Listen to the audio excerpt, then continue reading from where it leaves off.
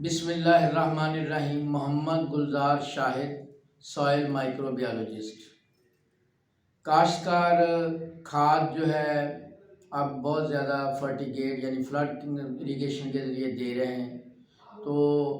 کاشتکاروں کو جو فلڈ اریگیشن کے حوالے سے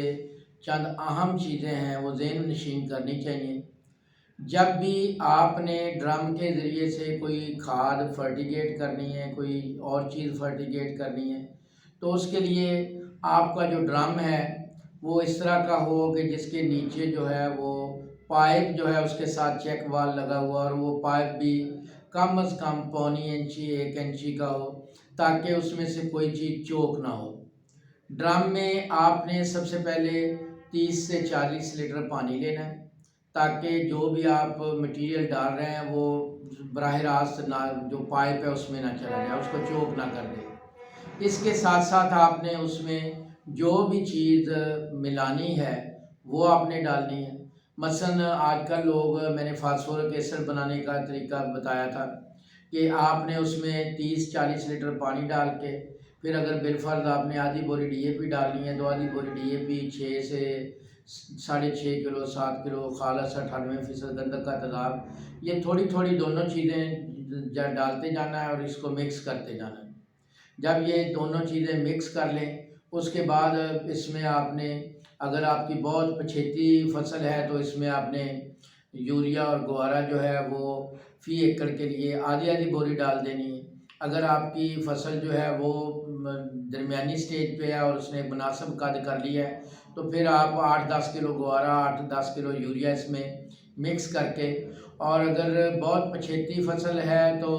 اس میں آپ 10 کلو، اگر درمیانی سٹیج کی فصل ہے تو اس میں 12 سے 15 کلو جو ہے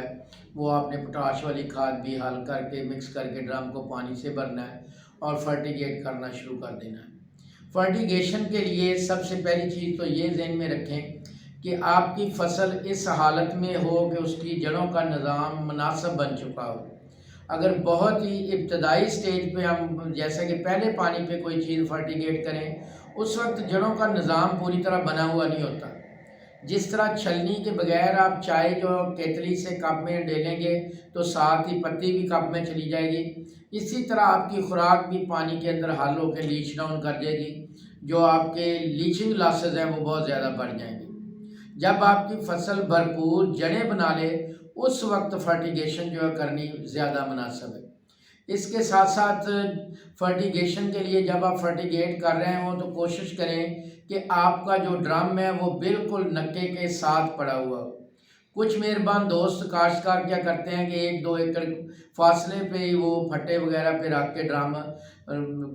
رکھ دیتے ہیں۔ اس سے نقصان یہ ہوتا ہے کہ بہت ساری کھاد جو ہے وہ آپ کی کھال میں ضائع ہو جاتی ہے۔ کوشش کریں کہ نکے کے پاس آپ کا ڈرم پڑا ہو۔ آپ آغاز میں 10-15 مرلے جب پانی چل پڑے اس وقت ڈرم کی ٹوٹی کھولیں، اور ڈرم سے کی ٹوٹی کھولنے کے ساتھ اس کی مقدار اس طرح سے رکھیں کہ جب آخر میں 1-8 کنال تک پانی پہنچنے والا ہو تو آپ کا ڈرم کا میٹیریل جو ہے وہ ختم ہو جائے۔ یعنی اگر آغاز میں آپ بالکل کھول دیں گے تو آغاز میں آپ کی زیادہ وہ کھاد چلی جائے گی، اگر آپ اینڈ تک جائیں گے تو وہ ساری کھاد جو اینڈ پہ چلی جائے گی۔ تو کوشش کریں کہ ابھی آپ کی 1-8 کنال اینڈ پہ رہتی ہو تو آپ کا جو ڈرم کا مٹیریل ہے وہ ختم ہو جائے، تاکہ پورے کھیت میں مناسب طریقے سے جو کھاد آپ دے رہے ہیں فرٹیگیٹ کر رہے ہیں اس کی مناسب مقدار جو ہے پورے کھیت میں پھیل جائے۔ جتنی بھی ہماری فصلات ہیں ان کو آپ مڈل سٹیج پہ یا دوسرے پانی پہ اگر فرٹیگیٹ کریں گے تو یہ زیادہ بہتر نتائج دیتی ہیں۔ ہاں، فاسفورس والی کھادیں جو ہیں وہ آپ فصل کے بالکل آغاز میں بھی آپ فرٹیگیٹ کر سکتے ہیں، کیونکہ اس میں لیچنگ لاسز بھی بہت کم ہوتے ہیں، اور اس سٹیج پہ ہم نے ان سے جڑوں کی بناوٹ کا کام، خاص طور پہ سلسی جڑوں کی بناوٹ کا کام لینا ہوتا ہے، جو کہ پودے کے منہ ہوتے ہیں، جن کی وجہ سے آپ کو اس نے بہترین پیداوار کے لیے زمین سے خوراک اور پانی لینا ہوتے ہیں۔ یعنی فاسفورسی کھادیں بالکل آپ پہلے پانی کے ساتھ بھی فرٹیگیٹ کر سکتے ہیں،